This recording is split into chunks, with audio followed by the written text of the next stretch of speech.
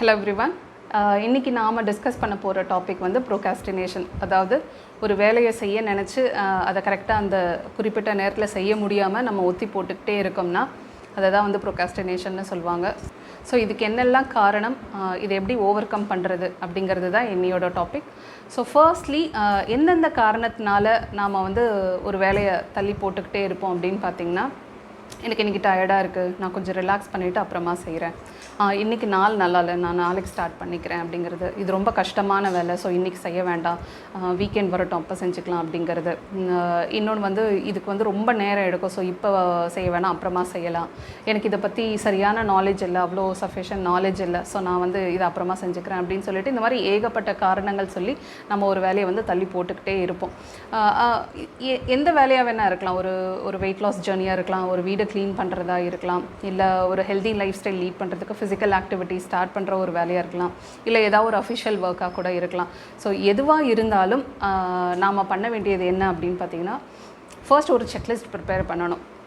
நான் என்னென்ன வேலை செய்ய வேண்டி இருக்குது அப்படின்னு சொல்லிட்டு லிஸ்ட் இட் அவுட் as 1 2 3 4 அந்த மாதிரி ஒரு செக்லிஸ்ட் போட்டுக்கோங்க.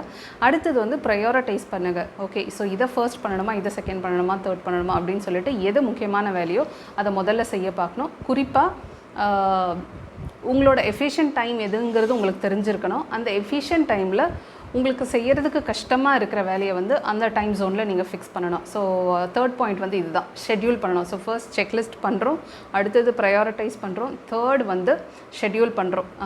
ஃபார் எக்ஸாம்பிள் உங்களோட எஃபிஷியன்ட் டைம் வந்து காலையில் 10லேருந்து 12க்குள்ளே நான் அப்போ வந்து எந்த வேலை கொடுத்தாலும் எந்த டிஸ்டர்பன்ஸ் இல்லாமல் என்னால் செய்ய முடியும் அப்படின்னு உங்களுக்கு தோணுச்சுன்னா செய்கிறதுக்கு கஷ்டமாக இருக்கிற வேலையை அந்த டைம் ஜோனில் ஃபிக்ஸ் பண்ணிக்கோங்க.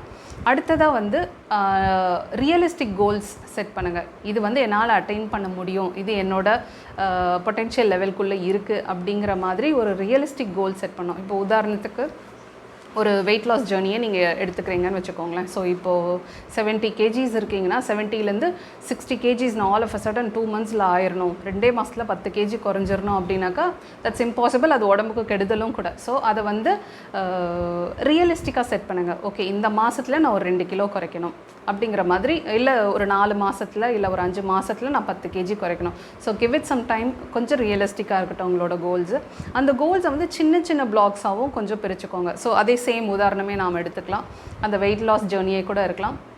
ஸோ நான் இயர் எண்டுக்குள்ளே நான் வந்து 15 kgs குறைக்கணும் அப்படிங்கும்பொழுது அது கொஞ்சம் ஒரு லாங் டேர்ம் கோலாக தெரியும். ஸோ அதை கொஞ்சம் கொஞ்சமாக பிரிச்சுக்கோங்க. நான் இந்த செப்டம்பருக்குள்ளே 2 kg குறைக்கணும், அடுத்த ஒரு மாதத்துக்குள்ளே 2 kg குறைக்கணும். ஸோ ஒவ்வொரு மாதமும் 2 kgs நீங்கள் வந்து ஸ்ப்ளிட் பண்ணிங்கன்னா அது உங்களுக்கு ட்ராக் பண்ணுறதுக்கு ஈஸியாக இருக்கும். அட் த சேம் டைம் இந்த மாதம் அந்த கோலை அச்சீவ் பண்ணிட்டீங்கன்னா அது வந்து உங்களுக்கு ஒரு பூஸ்டிங் பாயிண்ட்டாகவும் இருக்கும். ஓ, நம்ம நினச்ச மாதிரி செப்டம்பருக்குள்ளே நம்ம 2 kg குறைச்சிட்டோம்ல அப்படின்னு ஒரு part of the goal achieve பண்ண ஒரு சாட்டிஸ்ஃபேக்ஷன் உங்களுக்கு இருக்கும். ஸோ இதுதான் key points. So first checklist பண்ணுங்கள், அடுத்தது வந்து ப்ரையாரிட்டைஸ் பண்ணுங்கள், அடுத்தது ஷெட்யூல் பண்ணுங்கள், ரியலிஸ்டிக் கோல் செட் பண்ணுங்கள், கடைசியாக வந்து அதை சின்ன சின்ன பிளாக்ஸாக பிரிச்சுக்கோங்க. ஸோ மெயின் கீ பாயிண்ட்ஸ் என்ன அப்படின்னு பார்த்தீங்கன்னா, இன்றைக்கே ஸ்டார்ட் பண்ணுங்கள், அதுக்குன்னு ஒரு நாள் இருக்க போகிறல, இட்ஸ் நவ் ஆர் நெவர் அப்படின்னு சொல்லுவாங்க இல்லைங்களா. ஸோ ஸ்டார்ட் பண்ணுங்கள். அடுத்தது வந்து இதை ஒரு ஃபன் எலமெண்ட்டாக கொண்டு போங்க. ஓகே, ஸோ கேலண்டரில் வந்து ஒரு சர்க்கிள் போட்டு, ஓகே செப்டம்பர் 30 அன்றைக்கி ஒரு சர்க்கிள் போட்டு நான் முடிச்சிட்டேன் அப்படின்னு சொல்லிட்டு ஒரு டிக் மார்க் பண்ணுறது, இல்லை அந்த செக்லிஸ்ட்லேயே வந்து ஒரு டிக் மார்க் போட்டுக்கிறது, அது வந்து ஒரு சாட்டிஸ்ஃபேக்ஷன் ஃபீல் கொடுக்கும். ஓ, வி ஹவ் அச்சீவ்டு சம்திங், அந்த அக்கம்ப்ளிஷ்டு ஃபீல் கூட நமக்கு இருக்கும். ஸோ அந்த மாதிரி பண்ணலாம். உங்களுக்கு வேணும்னா ஒரு கம்பெனி சேர்த்துக்கோங்க. ஓகே, ஸோ உங்களோட ஃப்ரெண்ட்ஸ் யாரா இந்த மாதிரி ஒரு வெயிட் லாஸ் ஜேர்னியில் கம்பெனி கொடுக்கறதுக்கு ரெடியாக இருக்காங்களா பாருங்கள், இன்வைட் பண்ணுங்கள். ஸோ 2 பேருமா சேர்ந்து ஒரு சேலஞ்ச் மாதிரி எடுத்துகிட்டு போங்க. Okay, so finally again I'm saying it's now are never. So don't keep postponing things, it has to happen at this moment. இன்னொரு இன்ட்ரெஸ்டிங் டாப்பிக்கோட நெக்ஸ்ட் வீடியோவில் பார்க்குறேன். பாய்.